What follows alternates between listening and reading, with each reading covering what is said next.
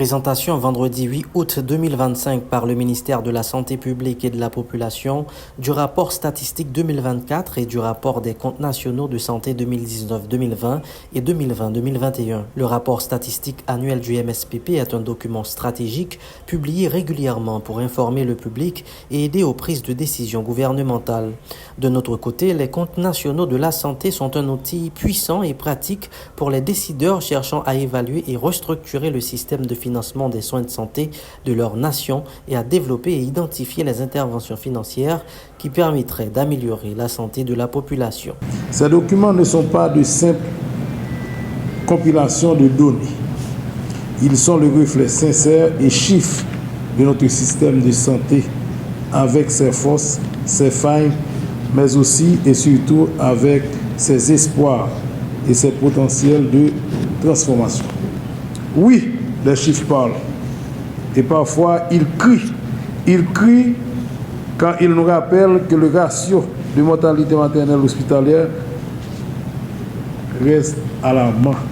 Les représentants de l'OPS-OMS et l'UNICEF ont salué la présentation du rapport statistique 2024 et du rapport des comptes nationaux 2019-2020 et 2020-2021, montrant les progrès réalisés notamment en santé maternelle et permettant de mieux orienter les interventions.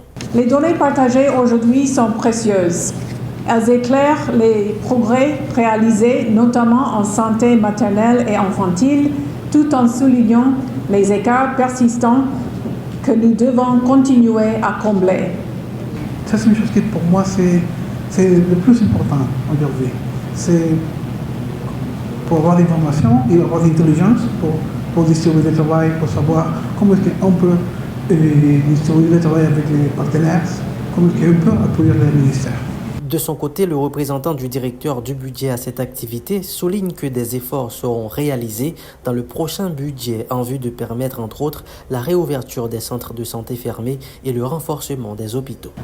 Les autorités haïtiennes sont conscientes du rôle prépondérant que joue ce secteur et matérialisent leur volonté, notamment à travers l'inscription dans le programme d'investissement public d'un programme d'intervention d'urgence minimale santé, prévu dans le budget rectificatif pour faire face partiellement au retrait de l'assistance américaine. Selon le rapport statistique 2024, en ce qui concerne l'évolution de la fréquentation des services de santé par la population haïtienne, entre 2020 et 2024, la différence ne dépasse pas 5%. Durant ces 5 dernières années, ce taux a oscillé entre 18,8% et 23,3%. En 2024, seulement 20,9% de la population, soit un peu plus de 2,57 millions de personnes, ont sollicité au moins un service de santé auprès des institutions sanitaires. Du côté des comptes nationaux de santé, l'une des recommandations produites dans le rapport consiste à faire le plaidoyer auprès du gouvernement pour une augmentation progressive de la contribution de l'administration publique aux dépenses de santé en général et au financement des programmes prioritaires de santé en particulier, jusqu'à atteindre au moins les 15% du budget national recommandé pour la couverture universelle de santé. Là, ça nous permet de suivre l'évolution du budget de la santé. Donc, si vous voyez, le budget de la santé, en fait, que l'État nous accorde est très faible.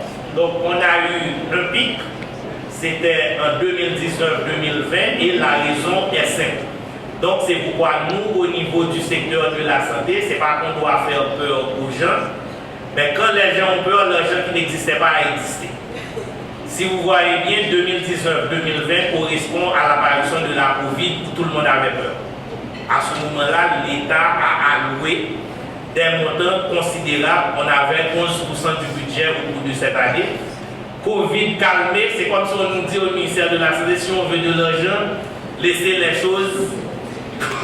Mais Covid est maîtrisé. On est redescendu l'année d'après à 4%, qui était là plus ou moins ce qu'on appelle la ligne que le financement suit.